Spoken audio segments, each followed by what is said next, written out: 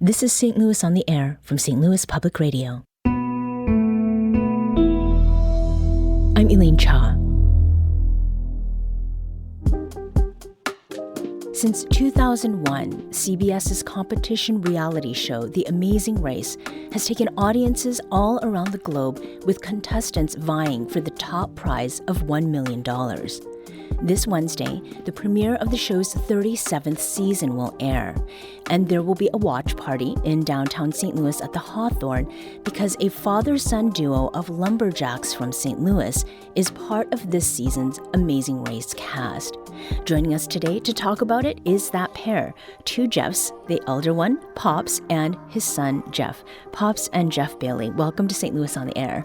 Thank you. Thank you for having us. Yeah, we're excited.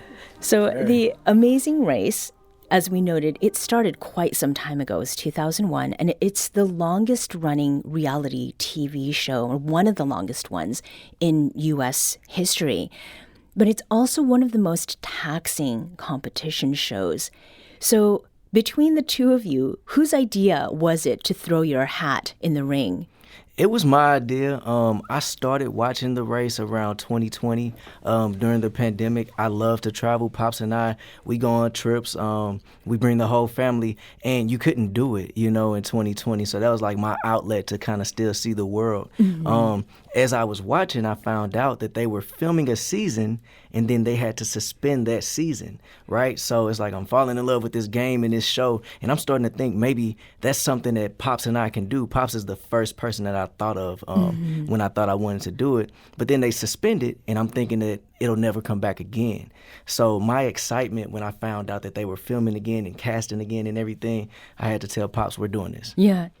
Pops, how familiar were you with The Amazing Race before Jeff came to you with this proposition? I heard of it, but I never watched it. And then immediately when he told me, I was like, well, let me check it out because there may be a possibility. But so we watched it, or I watched it, and it was like right up our alley. I mean, we're so competitive with each other. Okay. And then just to see that show where we can actually be on the same team, yeah, I'm like, wow, this is going to be love here. So in what way are you competitive with each other, Pops? Everywhere. we're always like, the Amazing Race, you can do anything and make it a challenge. Mm-hmm. And anywhere we go, whether it's a restaurant or in the park, we always find something that we can challenge each other with. Whether it's near a lake, we skipping rocks, we always challenge each other. And when I started watching that show, I said, that's us. Yeah. That's us all day. And we're on the same team. Mm-hmm. Is that what was making you think that you two would be a good team, Jeff? Because you sort of have this way of competing with each other, yeah, and doing it in a friendly manner? In a friendly manner. Like we'll show up, and both of us, so we both own tree services, but we park our equipment at the same place. We'll show up and we'll see a trash can across the parking lot, and we're standing on a bunch of rocks. And, next thing we know, we've been there for an hour seeing who can throw the most rocks in the trash can. Or, ever since I was a kid, we play horse or play one-on-one basketball. Just anything that you could think of to make the time pass, we're always competing. Mm-hmm. Yeah. Now, for those who are not familiar with this really long-running show, The Amazing Race, how do you describe, briefly what it is, Jeff? So you start off in a U.S. city. We started in L.A. As soon as Phil says go, you're in a leg, what's considered a leg of the race. That turns out usually to be one episode. For this season, we had 14 teams, which is the first time they did that. All teams are racing to go to whatever this first place is, whatever country, whatever city. That first clue tells you where to go to in that place, in that city. Once you get there, there's going to be some challenge that you have to do. Everybody's racing to finish that challenge, get a clue to go to the next place. You may go to 2 or 3 different places and do different challenges, and these challenges are all over the place. You may have to sing or dance, or you may have to eat something, or it could just be physical to where you're climbing something or running somewhere or something.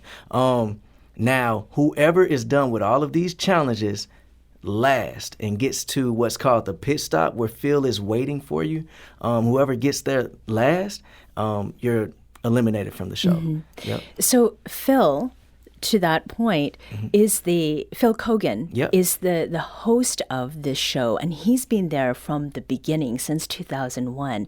Now, there is a 5-minute teaser of the first episode that's available online now.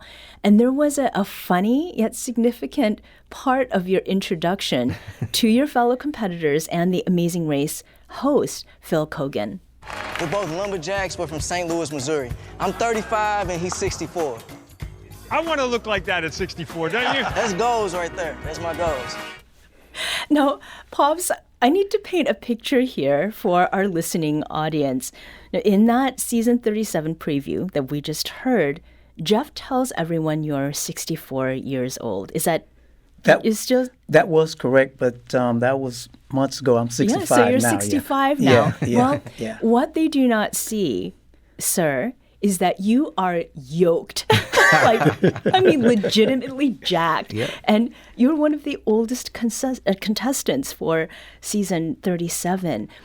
Now, what were the reactions of your friends and family when you let them know, hey, I'm going to run across the world and be filmed all day and night? Well, they said we couldn't tell them really anything at first, but when they realized we were actually going to be on the show, they were like, man, that's right up your alley, man, because you're doing amazing things just the way you look. You know, it's like, and we seen, how you work. So it's like they were like just rooting and knowing that we're going to execute and it's going to be great. And doing it with my son, because like I said, we always challenge each other, and they think I'm buff. I mean, look at him. I mean, it's like, wow. And I guess because of my age, they focus on me. But my family was very happy about it because they know that we both like challenges. Mm-hmm. Was there anything about the prospect of having cameras on you all the time that felt, like maybe you were not ready for it? Or were you game, Pops, immediately? I was game immediately, and I guess just challenging others, I didn't pay attention to the cameras. I was just so focused on what we were doing and then having so much fun with that, with my son. It was like, it was just love to me. I wasn't nervous or anything. Yeah. Was that the same for you, Jeff? Yeah, it was the same for me. And it's funny because we walked into this knowing that we always challenge each other, the physical side of things. We would execute, like he said, the mental stuff. I love puzzles, I love riddles and things like that. And I knew that would be splattered throughout the competitions at some point. And we knew we could do that too. But I was concerned before we left about the cameras. It's something that both of us had never done before. Pops has never even had maybe a job interview. You know what I mean? So before we even started this casting process, he had never done anything even similar to that. He's always been an entrepreneur. He cut grass growing up, and now, he started his tree service about 40 years ago. So he just fell right into it, though. It was not a problem. Like he said, he was able to just ignore the cameras. We were focused on the mission. We had one goal, and that was to go out and win that $1 million. Yeah. So I think this is a great segue to the story of lumberjacking in your family. I mean, the Amazing Race seems like it's a pretty stressful roller coaster ride, but the work that each of you do on a day-to-day basis as lumberjacks, that is a very dangerous job. How is it, Pops, that you got your start in the tree cutting part? Jeff has just mentioned cutting grass. But how did you get your beginnings in lumberjacking? I got my beginnings. My father, he was a butcher, and he also had a lawn service. So since I was 6 years old, it was like after school, we pretty much had to work, had to do something, and with my dad. And as we got older and as I started playing ball and sports, I kind of got away from it for a while. But after a game or practice, I still had to go out and help my dad, take care of the lines. And one day he said, a customer wants a tree cut. I said, well, I can do it. I love climbing trees. So that's where it started. And from there, I just took it and ran with it, you know.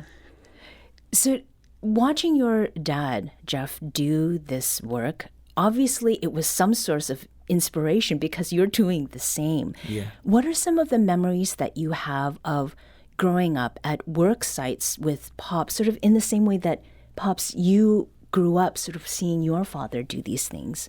I remember seeing my dad. So the most important things that I can remember was his hustle and his grind. You know what I mean? His way of going out, leaving the house without any real work on the table. He wasn't one of the bigger companies at the time, so he wasn't getting the phone calls. I watched him go door to door or pull up while somebody's out cutting their grass and pitching the possibility of cutting a tree for them. He just had one small pickup truck. I would see the other companies come out with the big equipment and everything, and we were riding around this little small regular cab, pickup truck, throwing stuff on the back of the truck. And I can remember that as far back as when I was maybe 5 or 6 years old. I remember him handing me a chainsaw when I was about 7 or 8 years old and teaching me what to do with it. So I rode with him all the way to Wisconsin or something to buy his first bucket truck. I watched him, the cash that he had saved up to buy that. I rode with him to go buy a Bobcat. I would go online and help him find equipment. And it was literally never anything handed to him. And he always taught me that was the way that it was going to be for me too. So I mimicked that. Like, growing my business, I would save up cash and go and buy pieces of equipment and, just do what I had to do because I watched Pops do it. Yeah. We're speaking with a father-son duo, Pops and Jeff Bailey, who are St. Louis competitors in this next season of The Amazing Race, which premieres this Wednesday. Going through that process of being on the show, I've seen some of the challenges that they present. Did your experience, Pops and Jeff, in doing things that are kind of dangerous or sometimes perhaps tedious, did that help in any way with one of the challenges that you had to do, Pops? Yeah, I think just growing up in St. Louis, you learn resilience. And I think there's a toughness about St. Louis or Missouri, and my son and I both had that from our work ethic coming up, and I was looking forward to anything physical, but I knew there were going to be puzzles. You had to have a good memory when reading some or remembering some, and I knew my son was a genius in that, so I felt very comfortable, with whatever they display. We were going to go hard at it and keep moving forward. And the best part about it is it's not just because the challenges can translate from what we've done before. Like, a sneak peek just was released by the race today where you see that they're climbing up a bamboo wall. So, and that was, he climbs trees every day. Sure. But it's not just how the actual challenges translate to what we do on a daily basis. It's our relationship. Every single day when we get out and we do any trees together, or even if we're just talking about what we did for that day, our relationship and our way of communicating with each other gets stronger and stronger. Believe it or not, just 2 hours ago, my dad and I put 2 really tall trees on the ground before we went and got ready to come and do this. And I had to trust his instincts. At a point, he was saying, if I cut it like this and you pull it like that, it's going to fall right here. And nobody else could have told me that tree was going to fall where he said it fell. And I went with it, and it did it that way. So that helped guide us through the race because we have this trust for each other's instincts. And, we know which one of us to believe is right or wrong in a situation. Yeah. Yeah. Jeff, what was the balance of fun and challenge like? And obviously, like, when you're doing things together, you may be competing, you are working together this time. There must have been some points of frustration. How did you work through that? So, and I think, again, this comes from the type of work that we do and that we sometimes do together.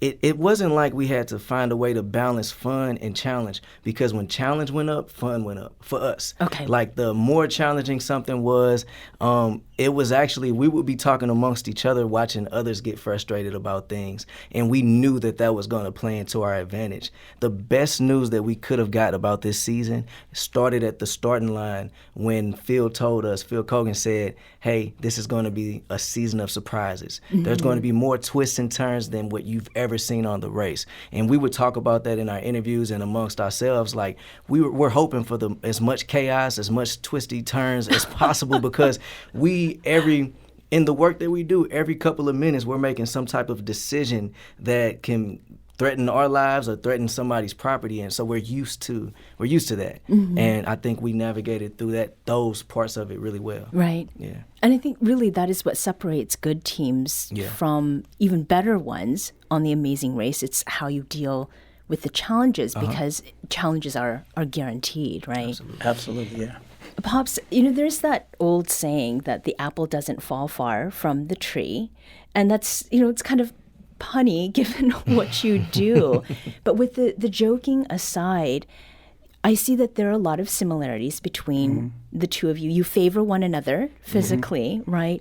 But in your personalities and temperament, you also seem quite similar.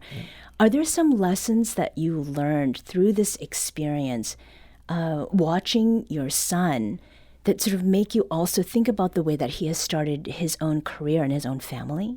Yeah, there are. And watching him grow up, just helping him with his homework, I always thought, okay, I'm going to teach my son this, I'm going to teach him that. But seeing how he wanted to learn and know this and that, I had to step my game up. When he come home with homework, I had to say, well, shoot, I don't quite know that. Let me go with this dictionary, because I wanted him to get it every time right. I want him to be better than I am. But in the show, that kind of prepared us for whatever situations we were in. People were expecting us to go at one another. So I'm dad and that's son, and he's got to listen to me. But it was almost the other way around. Yeah.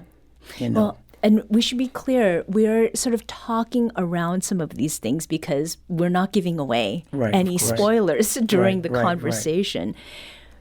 For you, Jeff, seeing your father and being in this situation, it's a very unique situation. Yeah. Were there things that you saw about him, maybe in a new light? Yeah. Where it was like, oh, this is Pops, all caps Pops. Yeah, for sure. And so the reason I call him Pops, the reason everybody calls him Pops, is because,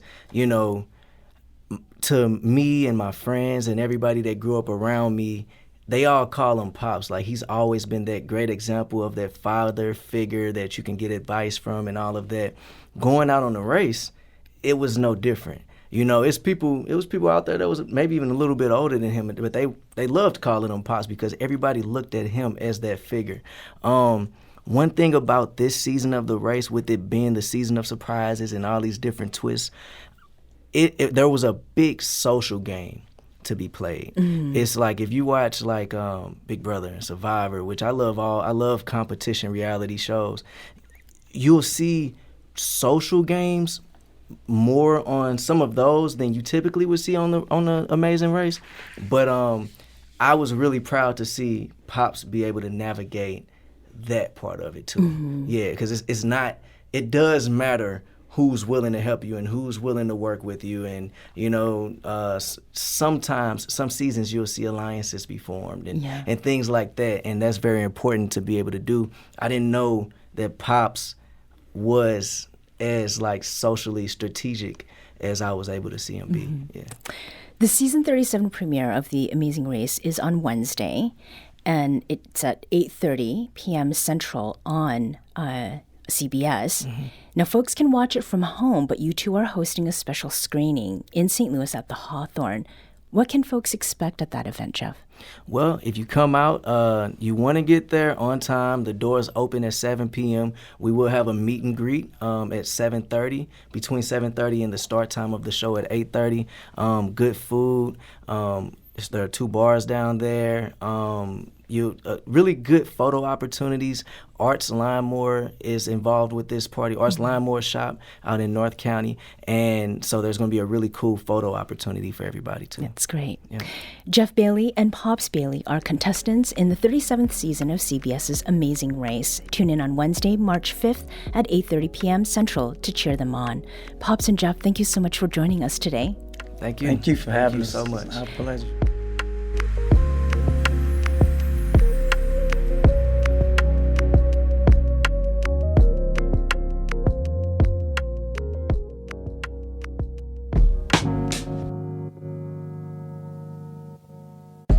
This episode was produced by Maya Norfleet. Our audio engineer is Aaron Dorr. This podcast was mixed and edited by Aaron. Our executive producer is Alex Hoyer. St. Louis on the Air is a production of St. Louis Public Radio. Understanding starts here. Do you find yourself regularly listening to episodes of St. Louis on the Air? Suggest us to a friend you think might enjoy our conversations, and leave us a review and rating on Apple Podcasts on the App Store. It's the simplest way to help people discover our show. Thank you. St. Louis Public Radio is a member-supported service of the University of Missouri St. Louis.